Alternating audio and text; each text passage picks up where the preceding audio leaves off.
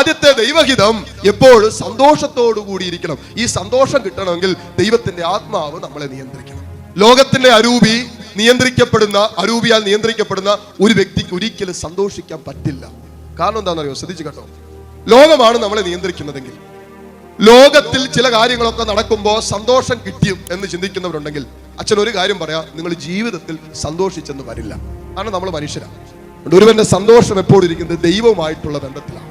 കാരണം ദൈവത്തിന് മാറ്റമില്ല. അവന്റെ സ്നേഹം മാറാത്ത സ്നേഹമാണ്. ലോകത്തിൽ ഒരു വ്യക്തിക്ക് അങ്ങനെ സ്നേഹിക്കാൻ പറ്റില്ല. ഇന്ന് സ്നേഹിക്കുന്നവൻ നാളെ സ്നേഹിച്ചെന്ന് വരില്ല. ഇന്ന് ചേർത്ത് പിടിക്കുന്നവൻ നാളെ ചേർത്ത് പിടിച്ചെന്ന് വരില്ല. ഇന്ന് നിന്നെ കുറിച്ച് നല്ലത് പറയുന്നവൻ നാളെ നിന്നെ കുറിച്ച് അതേ ആദരങ്ങൾ കൊണ്ട് തന്നെ ചീത്ത പറഞ്ഞെന്ന് വരാം. അതുകൊണ്ട് യഥാർത്ഥ ആനന്ദം ദൈവാത്മാവിനാൽ നയിക്കപ്പെടുന്ന ഒരു ദൈവ പൈതലിൽ സ്വർഗം നിക്ഷേപിക്കുന്നതാണ് യഥാർത്ഥമായ ആനന്ദം. അത് ലോകത്തിന് എടുത്തു കളയാനും പറ്റില്ല, അത് ലോകത്തിന് തരാനും പറ്റില്ല.